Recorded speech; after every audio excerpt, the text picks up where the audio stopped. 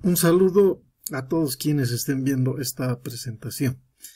Les habla el doctor Eulogio Carapis Rodríguez, docente de la Cátedra de Anatomía Humana de la carrera de Medicina de la Universidad Pública del Alto. Vamos a comenzar con la segunda parte del tema de generalidades.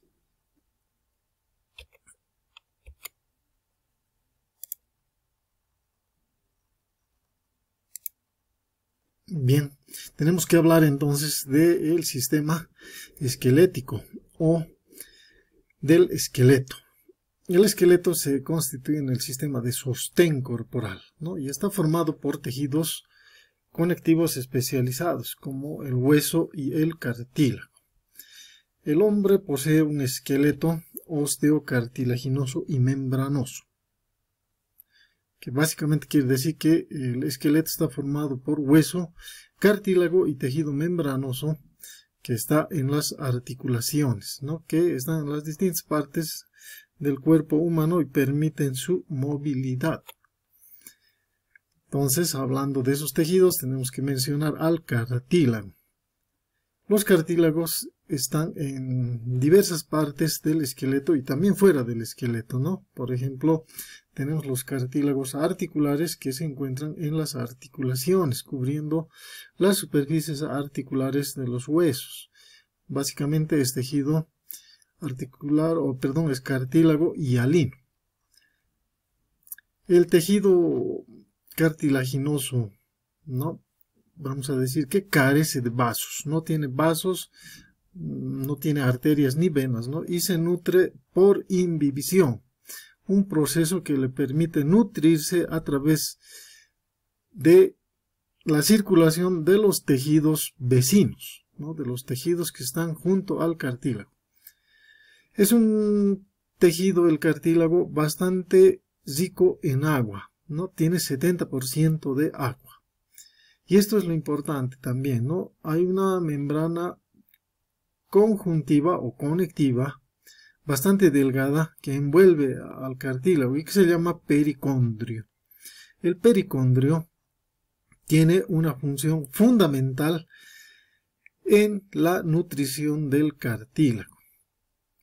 Y una característica del cartílago es que es rígido y a la vez también es elástico, ¿no? Y permite la flexión y también la compresión de las estructuras. Ejemplo, en el tórax, ¿no? El tórax sería una caja rígida si solo fuera de hueso, pero al ser también de cartílago, ¿no? Pues que tiene los cartílagos costales, es una caja flexible que permite los movimientos, ¿no? Durante la inspiración y la expiración. Bien, tenemos tipos de cartílago. ¿Cuáles son estos tipos? Vamos a ver básicamente tres tipos de cartílago. El cartílago hialino, que como vemos aquí en la diapositiva, es el más abundante. Lo vamos a encontrar, ¿no? En las superficies articulares, en los cartílagos costales, en la tráquea, en los cartílagos bronquiales, en la laringe, en los cartílagos de la nariz y los cartílagos epifisiarios, ¿no? Esto en los huesos largos. Su color es blanco azulado y es algo translúcido también. El segundo tipo de cartílago es el fibroso, que es de color blanquecino, que quiere decir parecido al blanco, es resistente y contiene abundantes fibrillas colágenas. Se lo encuentra en los discos articulares de la columna y en los meniscos y en la sínfisis, ¿no? Como la sínfisis pubiana. El tercer tipo de cartílago es el cartílago elástico, que es de color amarillento, es flexible y tiene abundantes fibras elásticas. Forma el cartílago auricular, el de la trompa auditiva y la epiglotis. Bien, hablando de los huesos, ¿no? Ahora tenemos que hablar de los huesos. Podemos decir en su definición que un hueso es un órgano duro, blanco y calcáreo. Esa es la definición. Y un hueso es un órgano, es un tejido vivo, puesto que tiene sus vasos, ¿no? Tiene arterias, venas y también tiene linfáticos que lo nutren y cuando se lesiona o se fractura un hueso, tiene la capacidad de regenerarse. El esqueleto es el conjunto de huesos. Y en el esqueleto humano reconocemos 206 huesos constantes, que incluyen los huesillos del oído medio. También podemos encontrar otros huesos inconstantes, a veces llamados supernumerarios, como los suturales y los huesos sesamoideos. En el esqueleto vamos a reconocer básicamente dos partes, ¿no? El esqueleto comprende dos partes.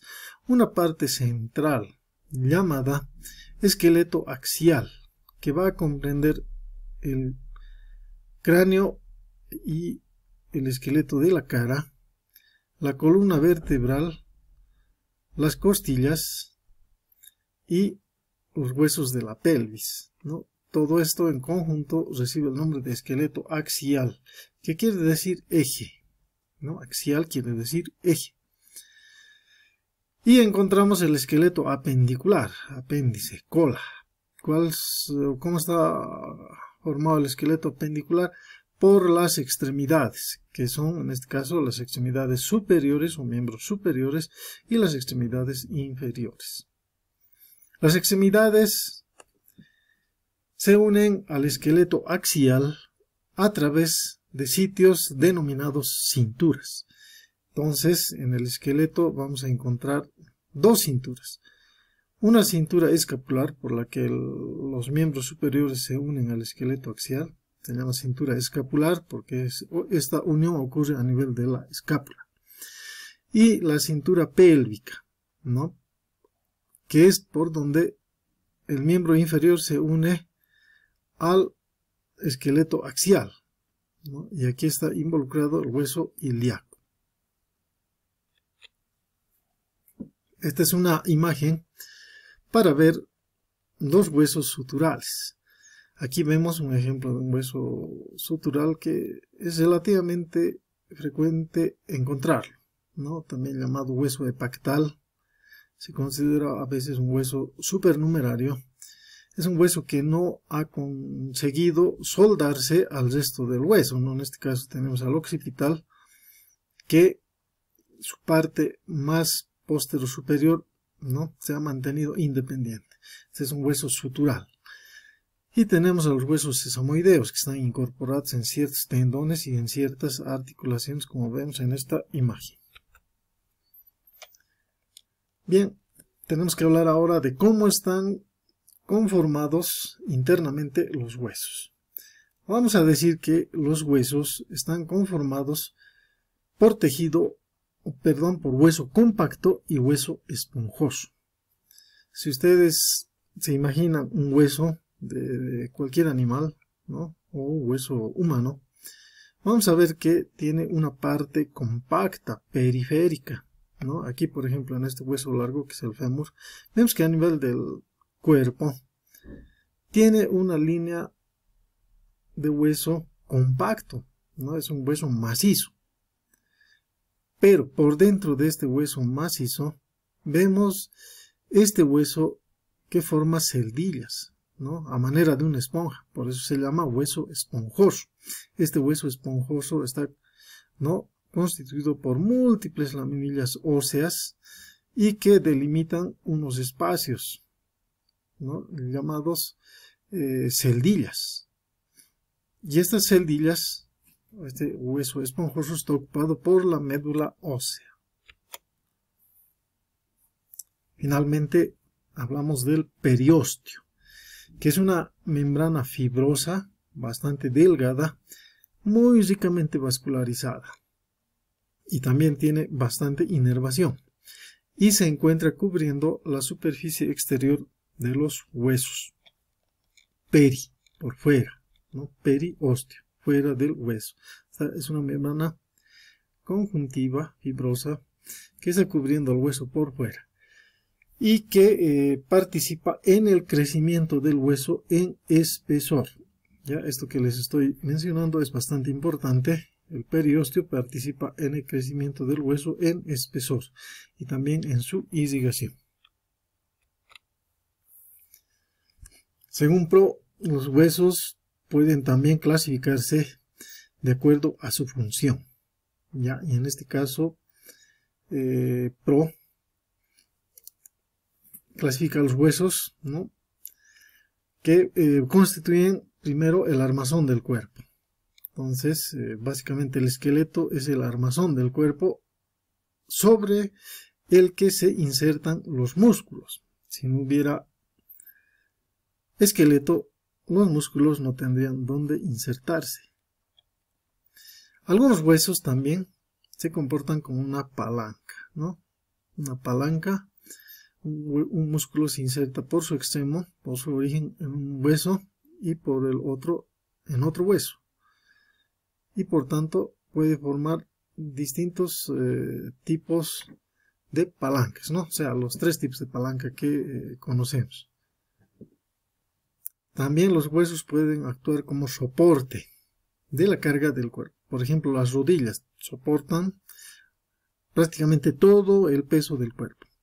Por eso se dice que, ¿no?, los sujetos obesos con bastante peso tienden a deteriorar sus rodillas antes que aquellos que tienen una talla normal, puesto que los obesos lamentablemente tienen mayor peso, que afecta a los huesos que constituyen el sostén. En este caso tenemos la pelvis, ¿no?, los huesos de la pelvis y los de las rodillas. Y también los huesos pueden servir para protección de los órganos, ¿no? Esto es tal vez más importante. Y vemos que, por ejemplo, la caja craneal, ¿no?, los huesos del cráneo conforman una bóveda, una caja cerrada por todo lado, que va a alojar a un órgano noble como el cerebro. Y tenemos por otro lado la caja torácica, que está formada por las costillas, el esternón, la columna y los cartílagos costales, y que va a alojar a los órganos del tórax, básicamente el corazón y los pulmones, y parte también de las vísceras del abdomen, como el hígado, el estómago y hasta el vaso, ¿no? Están alojados en parte de lo que es la jaula o caja torácica. Los huesos también se pueden clasificar por su forma, ¿no? Por ejemplo, tenemos los huesos largos. En aquellos huesos largos predomina la longitud sobre las otras 2 dimensiones. Tenemos los huesos planos, en los que predomina la longitud y la anchura sobre el espesor. Y los huesos cortos, en los que las 3 dimensiones son casi iguales. Los huesos irregulares tienen formas y proporciones variadas. Ejemplo, el esfenoides, ¿no?, que tiene una forma irregular, pero que nosotros con la imaginación podemos compararlo a un murciélago, ¿no?, con las alas, la cabeza y las patitas. Los huesos neumáticos son aquellos que en su espesor tienen una cavidad llena de aire. Neuma quiere decir aire. Y los huesos sesamoideos, que como habíamos dicho anteriormente, son pequeños huesos, algunas veces inconstantes, anexos a un tendón o a un ligamento. Bien, con la explicación de esta última diapositiva terminamos esta primera parte de esta presentación. Nos vemos en la siguiente presentación que va a continuación.